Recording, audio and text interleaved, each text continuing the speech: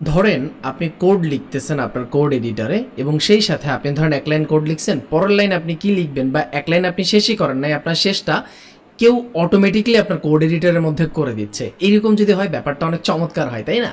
তো এই কাজগুলোই করে দেওয়ার জন্য ভিজুয়াল স্টুডিও কোড সহ যত ধরনের কোড এডিটর আছে সবগুলো কোড এডিটরই মোটামুটি এক্সটেনশন পাওয়া যায়।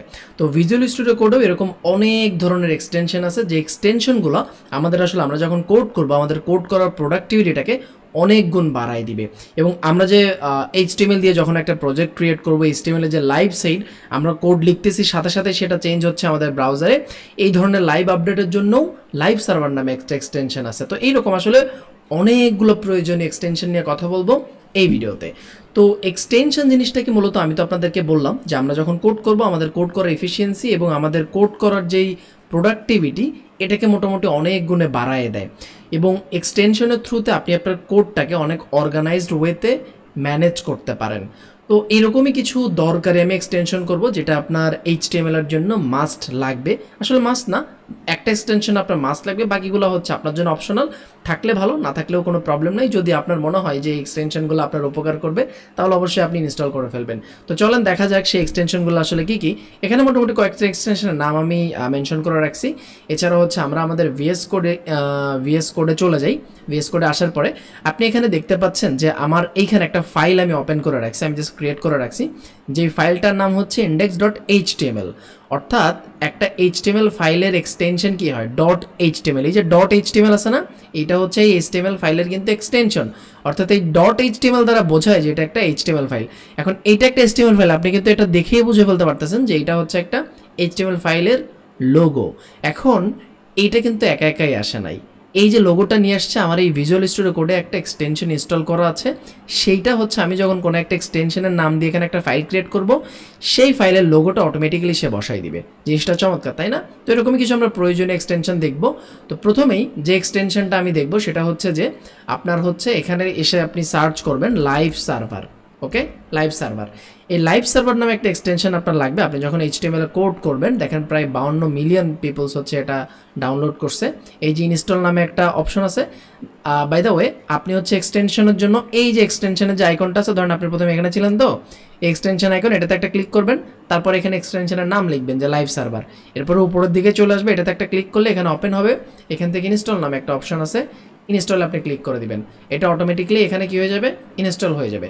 তো এই লাইভ সার্ভারের কাজটা কি, আপনি যদি এখানে দেখেন তারা এখানে ডেমো দিয়ে দিছে যে আপনি এখানে কোড করবেন, অটোমেটিক্যালি আপনার ব্রাউজারে এখানে সাথে সাথেই দেখাবে। আপনি যদি সেটাকে লাইভ সার্ভারে অন করেন, এখানে আপনি কোনো কিছু চেঞ্জ করবেন, জাস্ট সেভ করার সাথে সাথে এখানে অটোমেটিক্যালি কী চেঞ্জ করছেন সেটা দেখাই দিবে। তো চমৎকার একটা জিনিস, এটা আমরা যখন কোড করব তখন আমরা কিন্তু ব্যবহার করব এই এক্সটেনশনটা। আচ্ছা, এরপরে আরেকটা এক্সটেনশন আছে, সেটা হচ্ছে যে HTML CSS support. HTML CSS support. Okay, HTML CSS support, এই যে 2 নম্বর অপশনে চলে আসছে। এই এক্সটেনশনটাও মোটামুটি হচ্ছে আপনারা ইনস্টল করে নেবেন। ঠিক আছে, এখানে যদি আপনি যান কিছু শর্টকাট জিনিস পাবেন যেগুলো দিয়ে আপনি আসলে কি করতে পারবেন। ঠিক আছে, আচ্ছা, এরপর হচ্ছে যে আমি যদি যাই, এরপর হচ্ছে যে একটু আগে যে আমি আপনাদেরকে যেটা বললাম যে আপনার হচ্ছে যেই এক্সটেনশনের ফাইলটা লিখবেন তার লোগোটা এখানে দেখাবে। এটার জন্য হচ্ছে আপনার একটা এক্সটেনশন আছে যেটার নাম হচ্ছে ম্যাটারিয়াল আইকন, সম্ভবত ম্যাটারিয়াল। আমি যদি এখানে যাই, আমার এখানে ইনস্টল করাই থাকার কথা, এখান থেকে যদি আমি কেটে দিই, এখানে থাকার কথা, এখানে কই এটাকে একটু খুঁজলেই আমরা পেয়ে যাব। যদি আমি নিচের দিকে যাই, যে ম্যাটেরিয়াল আইকন, এই যে ম্যাটেরিয়াল আইকন নামে একটা এক্সটেনশন আছে, এটা লিখে ম্যাটেরিয়াল আইকন থিম। যাই হোক, আপনি এটা লিখে যদি সার্চ করেন, এখানে সার্চ করেন, এই আইকনটা পাবেন এবং এই এক্সটেনশনটা যদি আপনি পান, এখানে জাস্ট ইনস্টলে ক্লিক করে ইনস্টল করে নেবেন। আচ্ছা, তো এইটার হচ্ছে কী হবে, আপনার এই যে ফাইল নেমগুলো আপনি যখন এক্সটেনশন লিখবেন সেটার আইকন বা সেটার লোগোটা ওই ফাইলের ওখানে শো করবে। আচ্ছা, এরপর মোটামুটি হচ্ছে আপনারা আরেকটা এক্সটেনশন ইনস্টল করে নেবেন, সেটা হচ্ছে যে যদি আপনার মনে হয় সেটা হচ্ছে যে ড্রাকুলা থিম। অর্থাৎ আমার যে এই যে এখানে আসার পরে আপনি যেখানে দেখতে পাচ্ছেন, ধরুন আমার এখানে একটা কোড কিছু একটা লেখা আছে, এটা কি লেখা আছে এখন আপনার বোঝার দরকার নাই, বাট এইটা যে আমার এখানে মোটামুটি একটা ড্রাগ থিম বা এই টাইপের যে লেখাগুলো এই কালার চলে আসছে, এটা একটা থিমের জন্য এখানে হয়েছে। তো এই ভিজুয়াল স্টুডিও কোডে আমি একটা থিম ব্যবহার করছি, যে থিমের নাম হচ্ছে কি ড্রাকুলা। ওকে, ড্রাকুলা থিম। ঠিক আছে, ড্রাকুলা থিম অফিসিয়াল। আপনি চাইলে এই থিমটা ব্যবহার করতে পারেন, মোটামুটি অনেকেই এটা ব্যবহার করছে। তো এটাতে ক্লিক করার পর আপনি এখান থেকে ইনস্টলে ক্লিক করে ইনস্টল করে নেবেন। আচ্ছা, এরপরে আপনার কোডগুলোকে অনেক সময় আসলে কি ফরম্যাটের দরকার হয়। ধরেন এখানে আপনি যত কোড লিখবেন এই কোডগুলোকে ফরম্যাট করার দরকার হবে, খুব সুন্দর করে সাজানোর দরকার হবে। আপনি এখানে রাইট বাটন ক্লিক করে ফরম্যাট ডকুমেন্টস উইথ এটাতে ক্লিক করতে পারেন। ক্লিক করলে হচ্ছে আপনি চাইলে HTML ল্যাঙ্গুয়েজ ফিচার্স বা ধরেন আপনার বাই ডিফল্টভাবে যেটা থাকে ফরম্যাট ডকুমেন্টস, এটা করে আপনি করতে পারেন। কিন্তু এটার জন্য সুন্দর একটা এক্সটেনশন আছে যেটার নাম হচ্ছে প্রিটিয়ার। ওকে, প্রিটিয়ার লিখে যদি আপনি সার্চ দেন এই যে উপরের দিকে এটা চলে আসবে, এই প্রিটিয়ার কোড ফরম্যাটার, এটাকেও আপনি ইনস্টল করে নেবেন। এটাকে ইনস্টল করার পরে আপনি এখানে রাইট বাটনে ক্লিক করে ফরম্যাট ডকুমেন্ট উইথ, এখান থেকে হচ্ছে প্রিটিয়ার কোড ফরম্যাটার, এটা এখান থেকে দিয়ে দিবেন ডিফল্টভাবে। তাহলে সেভ করার সাথে সাথে মোটামুটি সেটা ফরম্যাট হয়ে যাবে। আচ্ছা, এছাড়াও হচ্ছে আরও এখানে অনেকগুলো হচ্ছে আছে, যেরকম অটো ক্লোজিং ট্যাগ।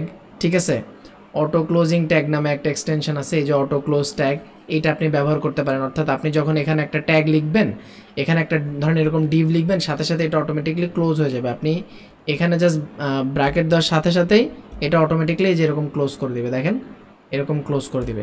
তো এই টাইপের জিনিস যদি আপনি করতে চান সেই ক্ষেত্রে হচ্ছে আপনি এই এক্সটেনশনটা ব্যবহার করতে পারেন। ঠিক আছে, এই যে কি অটো ক্লোজ ট্যাগ, এরকম হচ্ছে আমার এইখানে আরও কয়েকটা আছে, আপনি যদি চান এগুলো ব্যবহার করতে পারেন। কালার হাইলাইটার, যখন CSS আমরা শুরু করবো, যদি কালার আপনি ব্যবহার করতে চান, সেই কালার হাইলাইট করার জন্য আপনি এটা ব্যবহার করতে পারেন।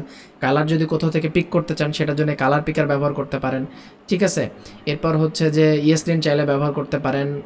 এরপরে মোটামুটি হচ্ছে যে আমাদের প্রিটিয়ার তো আমরা বললাম, প্রিটিয়ার ওকে।